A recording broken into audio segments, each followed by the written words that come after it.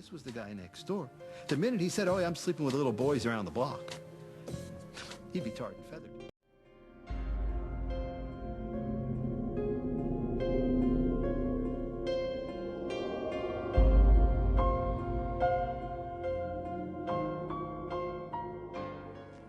He was a beautiful boy with dark olive skin, dark hair, big eyes. He was not streetwise. He was rather sheltered or fairly naive boy. He's just quiet and kept to himself a lot. I think he had a softness about him that may have attracted Michael. In March '93, Michael took Jordan and his mum to Las Vegas, to his $3,000 a night suite at the Mirage Hotel. Michael rented the very, very scary movie, The Exorcist. So he played and the boy was scared. So Michael suggested that he just spend the night in his room rather than sleep alone. The next morning, June went looking for her son, and she saw him coming out of Michael Jackson's room, and she became very upset. She didn't think that this was appropriate at all. She confronted Michael, who insisted it was all innocent. She put her faith in Jackson. Geordie's uncle, Ray Chandler, is the one family member who was around at the time who hasn't agreed to be gagged by Jackson. He told her that she was putting barricades in their relationship and it was all about love and trust and she should trust him. There was nothing wrong with it. It was all very innocent. But he cried and he made, as my nephew described it, he said that, oh, he made my mom feel so guilty that she cried too. My mom feeling so guilty that she just broke down in tears and said, okay, there's something not going on. I was in his bed. Children in the village. After that first night in Las Vegas, Geordie claimed it was routine for him and the star to share a bedroom wherever they went, always with his mother's knowledge and permission. Michael took Geordie's family to the World Music Awards in Monaco. On the suite of the awards, Geordie and Michael were in there with flu. Supposedly. And what do you think was going on? I have no idea.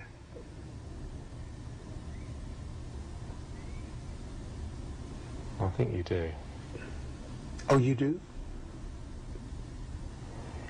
I could make a guess.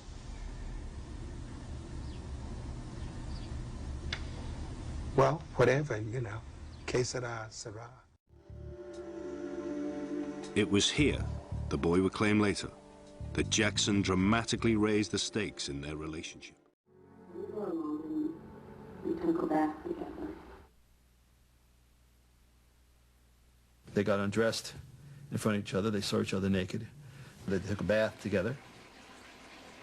And the masturbation began. They locked together in that suite in Monaco for 2 days. Things really escalated seriously at that point.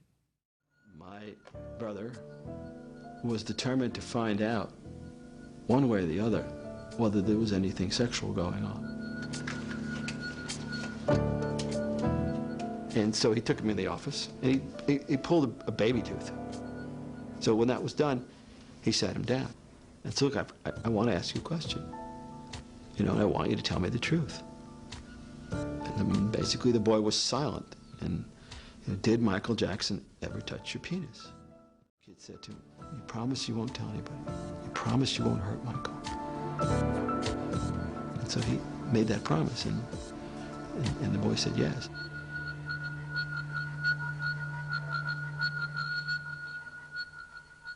Journalist Murray Fisher published the story, hotly disputed by the Chandlers, that Evan had given his son sodium amytal, a psychiatric drug used to elicit memories.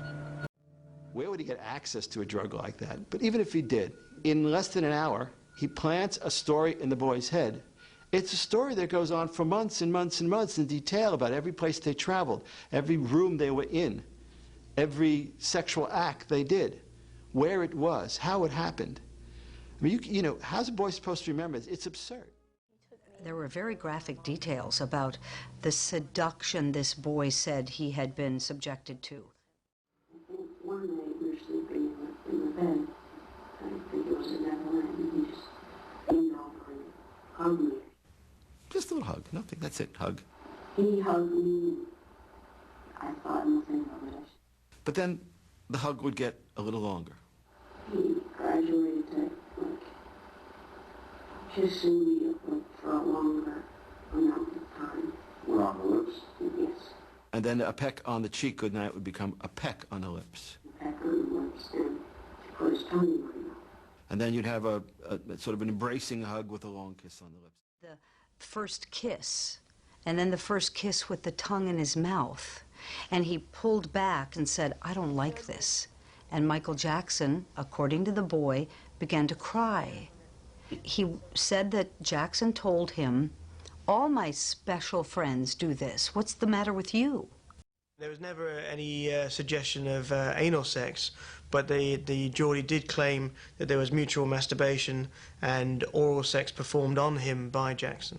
And one time he was masturbating instead of masturbating with his mouth. And like if I didn't do it, then I didn't love him. They would masturbate themselves in front of each other. There was frequent oral sex on the part of Michael performing oral sex on the boy. He took us to Monaco. Jordan was asked to repeat his claims again and again. First to the psychiatrist, then social workers, then police. We believed the boy. The boy was credible. And not only did my officers believe them, but every time he was interviewed, he was consistent in his statements. Officers armed with search warrants raided Jackson's ranch north of Santa Barbara. We knew they had time to prepare. Our feeling was that it's a strong possibility that something was removed. There was one room dedicated to Jackson's videotape collection. And he had bookcases, built-in bookcases, and one section of those bookcases, there was no videotapes. You go into Mr. Jackson's bedroom. It's a very large room, a lot of stuffed animals, a lot of things that would be attractive to children. One item that we found in the locked filing cabinet was a book showing nude boys in nude poses. It's not illegal. It's a book that I've seized in other investigations. If it's a person who has this material, who has a sexual interest in children, it becomes child erotica. Ex-cop Robert Wagner was Jackson's head of security. When I first started working at Neverland, I thought it was a paradise, really a beautiful place to work. One of Wagner's duties was keeping a record of who slept where. During my tenure at the ranch, which was 3 years, December to December, 1990 to 93, there was in excess of 100 children that were listed in Michael's bedroom. The police discovered that the corridor leading to Jackson's bedroom was fitted with sensors. If you got near his bedroom, noise makers would go off in the bedroom and let him know that people were getting near. Even stranger was the secret chamber behind the bedroom. There's a secret hidden bedroom. All along the stairs going down, there are little porcelain dolls perched there. Jackson was made to strip off in front of the police to see if Geordie's description of blotches on Jackson's penis and testicles were accurate. They were. He described Jackson's genitalia. It was unique because of the discoloration, and we then obtained a search warrant to photograph Jackson to corroborate what the child has said. The most telling mark occurred when Michael Jackson actually lifted his penis, as if in an aroused state. When things get aroused, you see the other side, and those were the descriptions that he gave. In photographing Jackson's genitalia, it did corroborate. In other words, the boy saw Jackson naked. Does that mean Jackson molested a child? No, but it adds to the credibility of the child. That's when Jackson backed off. Suddenly, both sides were eager to cut a deal. In January 1994, 2 weeks after Jordan's 14th birthday, Jackson agreed to a huge out-of-court settlement. We believe the total amount was going to be $27 million. The big question is, who is the boy, where is the boy, and how did it happen? reporters mobbed the suburb of Brentwood, all after one thing: a picture of Jordan. All the news crews descended on our street, and reporters were going up and down the street, knocking on all of our doors, trying to get someone to speak with them. The family wasn't fair. They had a concern, and in my opinion, a right concern, a true concern of their safety. People didn't like the fact that Michael Jackson may go to jail because of the allegations made against him. Fans worldwide were angry and traumatized. They wanted to defend their idol. Some went to extremes. There were death threats, lots of them. I mean, they started coming in by the dozens a day. There was a time when someone left a rat with its head cut off in a shoebox at the front door. Someone took a couple of shots at the house. A gun went off twice. My nephew went to rollerblade in the public parking lot that was behind the house, and someone in a van just came right at him. It seemed pretty clear that someone was trying to run him down. The psychiatrist asked him what was the worst thing that's ever happened to you in your life. And he said, meeting Michael Jackson. Michael went on with his life, but Jordy did not. Jordy got a lot of money and ended up having a life that was very challenging and difficult for him. He wasn't coming out of the house anymore. He wasn't playing with us. No one saw him. No one ever heard from him. It was just really weird. Some things he had to face. He was bullied at school. He was being accused of being gay and teased and ridiculed. Just stopped coming to school, and that was it. And he never showed up at graduation. I think looking back on it, I would say it was probably the public side of it, the media frenzy, the hype, and all that had the most long-term effects.